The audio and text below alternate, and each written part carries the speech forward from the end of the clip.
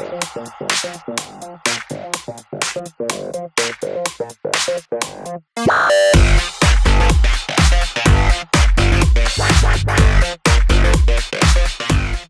went to school smelling like aluca parante every day. What's the most ridiculous comment that you've heard? That I was getting a divorce and pregnant at the same time.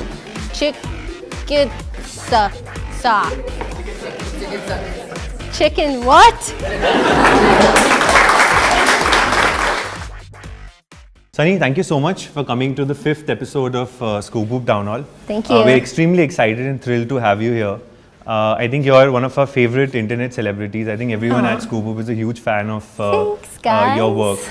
I wanted to sort of understand from you and take you back to your growing up years. You grew up in Sarnia, Yeah. which is a small town in Canada.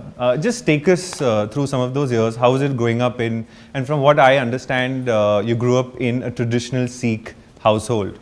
What was that like? I went to school smelling like aluca parante every day until the day I was like, okay, Mom, no more Indian food in the morning. But I think I had a very typical, like childhood. I played a lot of sports. I was a bit of a tomboy. I made forts, not, princess castles. I think I had like a pretty normal childhood, I guess you could say. I mean, I'm sure in India it's all madness, right? We all saw what happened in Kerala. I think you went there for guest appearance and people went berserk and there was chaos all over. But when you go to LA, I think things are calmer and more peaceful, I'm guessing. Yes. What do you enjoy more? Is it the madness that you find in India, or is it the calmness that you find in LA? I think I have, the best of both worlds when this gets so crazy, and it's amazing. I love every single day that I can work here. I think that India is one of the most amazing countries to do business in, to start a business. For all you guys are all really young. This is it, if you got an idea, if you have something you want to do it now, because soon everybody will be hip to the game, and they'll be creating these things, and you wish you would have done it a long time ago, because it's such an amazing market. But in America, I get to go back and I drive my own car, I do my own groceries, I clean my own house. We do, both my husband and I, we do everything together. Tell me something. You decided to come to Big Boss, and from what I've heard, you initially turned them down, and then you finally said yes. Were you prepared for the kind of love that you got after Big Boss? Oh, absolutely not. I figured as each week passed, something good might be happening out there, because I know that if something wasn't going well, then they would have just kicked me out really, a lot sooner. So 1 week goes by, the second week goes by, then a month goes by. I'm like, I'm stuck in this freaking house. How do I get out? And then another week goes by, and another one. I'm like, now I just want to go home. But I figured something pretty amazing was going on outside. I calculated that in my head.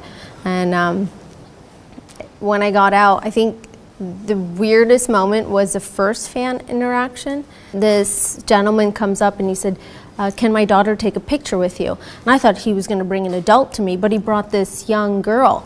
And then the auntie came, and then the mom came, and a baby came, and all these people came up to me. I'm like, dude, why do you guys want a picture with me? This is weird. And why are you handing me your baby? This is insane.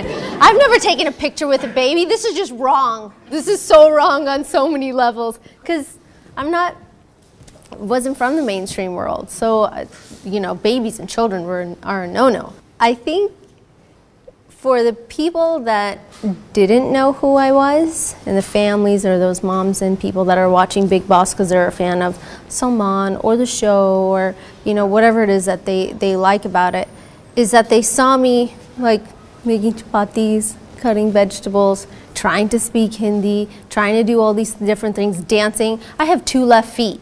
So dancing is like not... We all disagree with that. But. Well, it's taken a lot of practice. But before that, my idea of dancing in a club is a 2-step, going like, yeah, this is awesome. And in a corner, not on the dance floor. So I think that maybe they saw that, maybe they saw the effort, maybe they saw this like weird, awkward person trying to do all these things, and maybe I made them laugh because it was so awkwardly bad. So that's my angle. But on Big Boss, I think someone from the audience has a question. Ishan, yeah. Hey Sunny. Hi. I hope you're having a great time at Scoop Whoop. I am. It's only been like 4 or 5 minutes. Yeah. That's awesome. Too early. Too early. All right, so you were talking about Big Boss's house and how crazy it was. How much of Big Boss was real? I mean, Dude, how real is it? Dude, it's crazy. It's like, you know, getting stuck in this room with each other, but no phone, no computers, no whatever's going on over here, and no access to anything. You guys would end up, you know, pulling each other's hair out. We already do that. We spend 8 hours with each other every day. Exactly. Now, can you imagine not being let out and going home? I think, you know, with the show, they set up scenarios, right? So they'll go, okay, today you guys are going to do this activity. Big Boss tells you what to do. But what happens in people's personalities and how they connect, or most of the time don't connect, that's all real. You know, maybe some people might be playing this game or this thing like, oh, I'm going to go on the show and I'm going to be like, this is what my character's going to be like, this is how I'm going to act, this is how I'm going to speak and look and blah, blah, blah. Well, what happens, and I'm sure you guys probably have noticed, is it's only a matter of time before your real personality comes out and who you really are comes out. And it's crazy.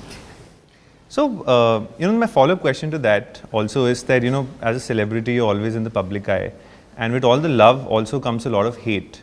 As a celebrity, how do you deal with that? Is there an imaginary wall that you've created around you where you will only let certain things sort of come and affect you? Or just like the rest of us, you're also human and sometimes hate gets to you? Absolutely, I'm human and it does get to me. If I start reading it, it naturally is going to affect me. But then I sit there and I go, this person, let's just run through the process, right? He's gone to my social media page, whatever it is. He's now gone through how many tweets or Instagram posts. Then he's then analyzed what I've said. From analyzing what I've said, he's now trying to figure out what he's going to say. So now he's typed it out. Then he's double checked it, spell checked it, make sure that whatever he said is like, that's it, that's gonna really hit home for her. Then he posts it, and then what does he do? On my social media page, he starts doing this for the little scrolly thing to see the comments, right? You have to keep doing that to see what people start commenting. Yeah. So can you imagine, that's like a great fan.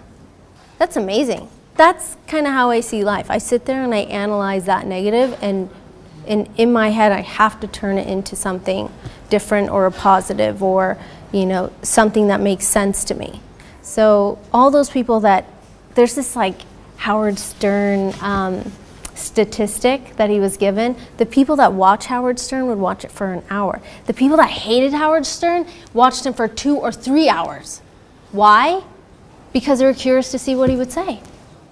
No, but you know, sometimes hate also comes from people who are in a position of influence or power. Yeah, a lot of times these ridiculous comments get made every time there is an incident that happens that directly or indirectly, you know, this is what is leading to that.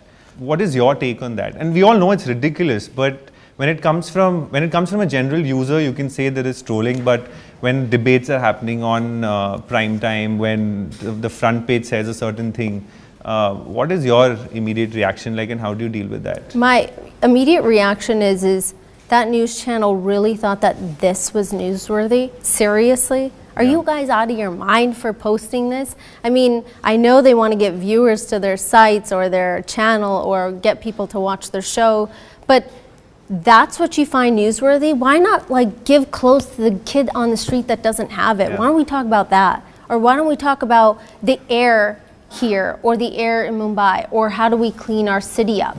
I mean, why can't we talk about these things on the news and figure out how to make everything around us a little bit nicer, a little bit better, and be able to feed people or help people. What's the most ridiculous comment that you've heard or gossip about you that you've heard? That I was getting a divorce and pregnant at the same time. At the same day. I'm like, this is interesting. And then my mother-in-law calls and says, do you guys have something to tell me? Yeah, that was pretty funny. Yeah. Akansha here has a question. Hi. So basically, my question was, I've seen you being very graceful in situations where anyone else would have probably lost their composure, like that interview with Bhupinder Chawla. So how do you maintain that cool? Like, I think even people from entertainment industry wouldn't be able to be that calm with questions like that. The best thing that you can do is just stand your ground and stay strong. Don't let that person get the best of you, because if he got the best of me and made me feel like I should leave or made me feel like I should lose my cool, then that just solidifies everything that he's saying. It makes him in the right instead of him in the wrong. And I mean, I had no idea. I thought, like, after one question, okay, fine, this is going to end now. Oh my gosh, he's asked me another one. Oh, okay. Now it's another one and another question, and it gets worse and worse.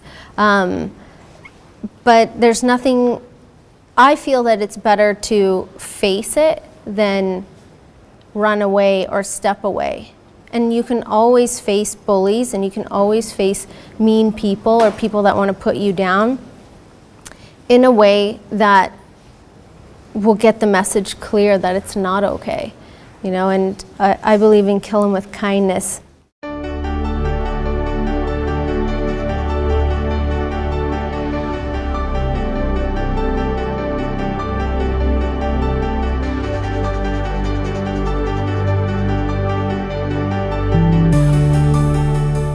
The criticism with biographies, and especially in India, is that there's a lot of whitewashing that's involved. So you would see, for example, Rajkumar Hirani made Sanju, and the biggest criticism that the film got was that it only showed him in good light. Do you think with Karanjit you've been able to sort of keep that aside and show the true story? I was really adamant that whatever we were going to show was going to be real. Like real conversations and real stories, real things that happened. Of course, like the setting is different, the clothes are obviously different. I'm way better dressed in the show than it was in real life. My parents didn't have a lot of money, so we just wore a lot of the same things a lot. But I think that what we've shown is really close to the truth, if not the truth of what's happened. And that was really important to me, especially the family stuff, because my parents are not alive anymore. I can't even consult them, or I can't say, hey, if we change this a little bit here, would you guys care? Or, just something even small like that. So I just wanted it to be the truth, and it had to be the truth for me to believe it. I had so many arguments that, I'm a Taurus and I'm a bull and I like getting my way. So I kept it pretty honest and really true. And that's probably the hardest thing that, was shown. Did you always wanted to be an actor in mainstream movies? I didn't ever think it was possible. I always knew that I wanted to own my own company, my own business. I wanted to do something on my own. I wanted to be my own boss. That's something I've said since I was a little kid. I just never knew what it would be. I come from a typical Punjabi home. The second that I said, I want to be a model, pat, shut it. What are you talking about? Go to school, what are you doing? Why don't you go study? That's like 95% of Indian families. Yeah, I know. Like one of the things that I saw in the documentary, Mostly Sunny, and I know that you've sort of, you think that the documentary doesn't portray you in the way that you wanted to. But one of the very interesting things that you said was that I know how to turn a quarter into a dollar. Let's just talk a little bit about that. Is that still the number one goal with which you're doing the things that you're doing? I love numbers, and I'm sure you guys are here, so you guys deal with a lot of numbers as well, watching, how many people are liking things, looking at things, how many hits are going on what page, and what people are, looking at and analyzing it, how much time they're spending on the first page of the site versus getting into it. So all those things were extremely, they're so fascinating to me, watching numbers, watching things grow. And I believe in steady instead of this, because this is what builds good foundations, and this is what causes crashing. That's my personal opinion. But at what point does money become irrelevant and you're not doing things for money anymore? When you have so much of it that you just don't care. I don't know. But that's never, right? That's never. You know what?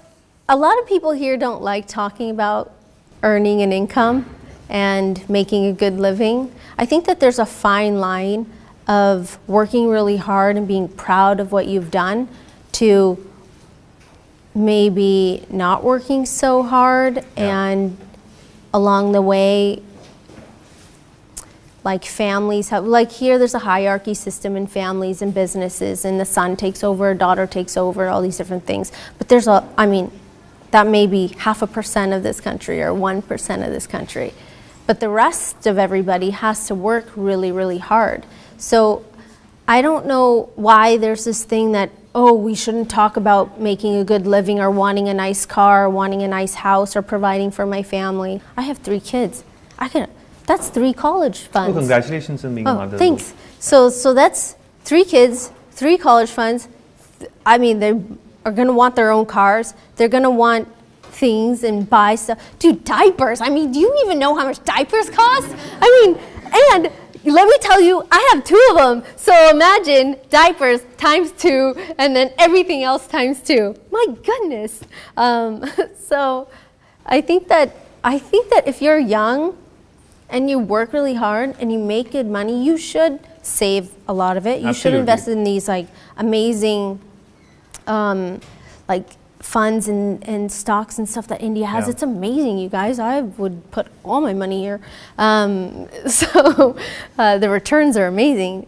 So I think that you always have somewhere to go and somewhere to do and make and achieve. What's the difference between Karanjit and Sunny? Karanjit is very dorky, can't walk straight, can somehow manage to trip and fall, but not be walking, be standing in one place. I have that ability. Don't ask me how. Don't ask me to show you. And I'm just a lot more private and quiet. I think that every entertainer has an alter ego.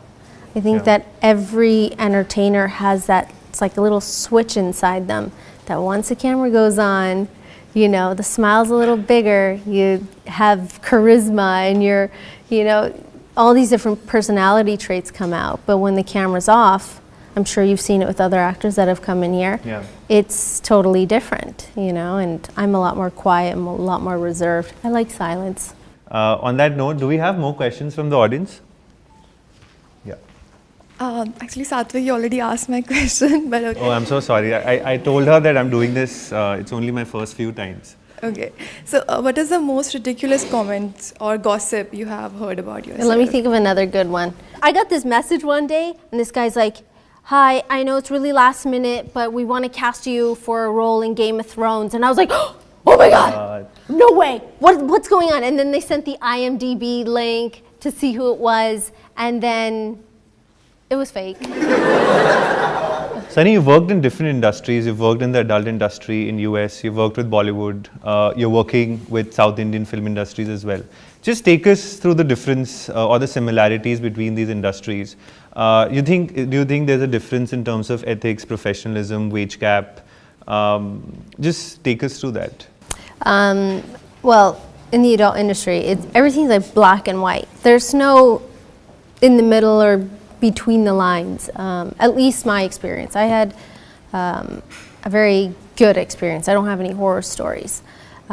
So everybody that I worked with was, the best of the best. And it's extreme, I mean, beyond, you know, what people think it is. It's not like one big room where everybody's getting it on. It's extremely professional. Everything is, like, everybody's in a data system. Everybody's tested. I bet there's a lot of young people here who've not done that ever. You should. I know, very, very awkward, but if you're, you know, promiscuous, you should definitely get tested. And use condoms, everybody. You guys should have like a India, we don't talk about those things. Dispenser in the bathrooms. Yeah. So it's extremely professional. Here, everything's so emotional, and you know, you'll get to set and people will say, okay, you know, we agree to do this, or oh, I'll come on time. I'll almost always come on time. And I'll go, okay, well, now it's time to go. It's my 12 hours. I'm done. They're like, just 5 minutes, just 5. Or they'll completely change a costume, or they'll completely add new things, or, oh, the best part is who needs a script? I mean, you just write that thing as you go. I'm like, what's going on here? I spent so long learning this whole thing, and now you guys are, you know, changing it all. 1, 2 words, okay, fine. But the whole thing? How do you change the whole climax in 5 minutes? I mean, how does that happen?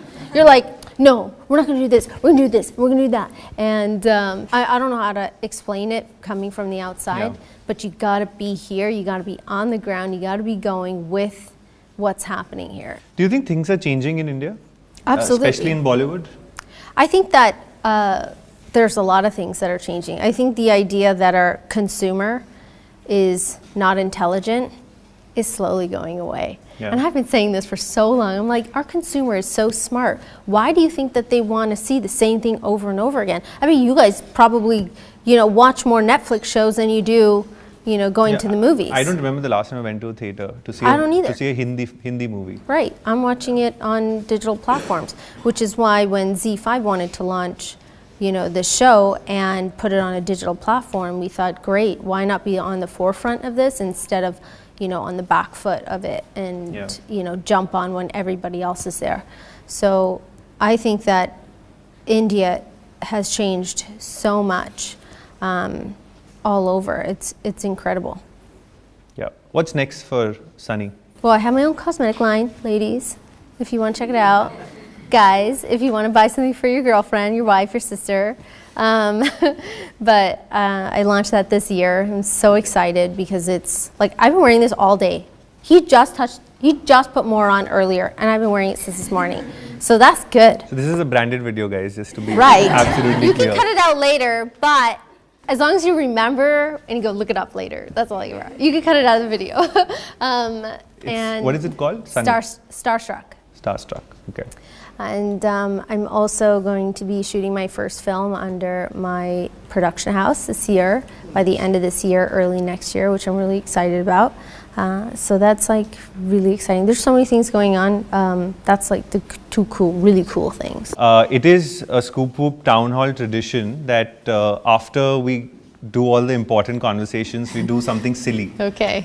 I see chits. Yes. Has your Hindi improved over the last 8 totally. years?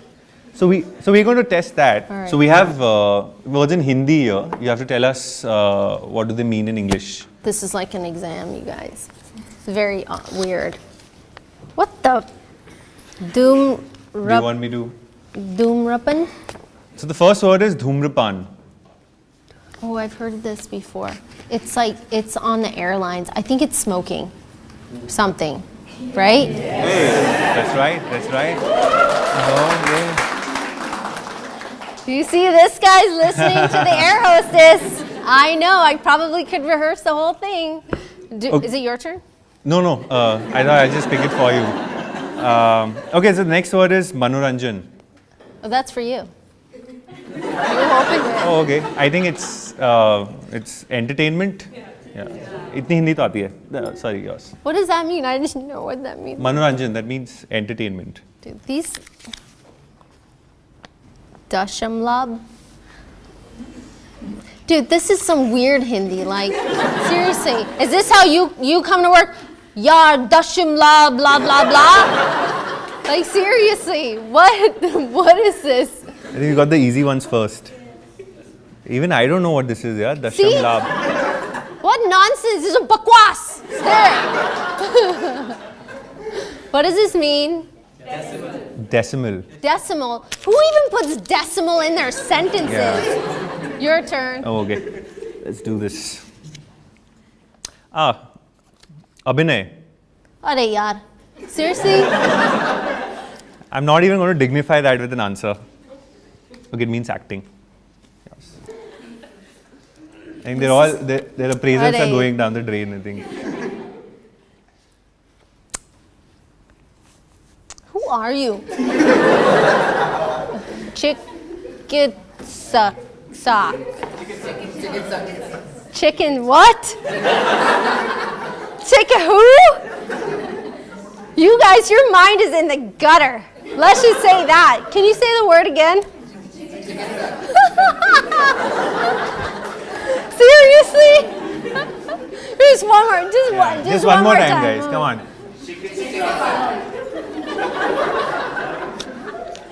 I don't know, but what does this mean? Doctor.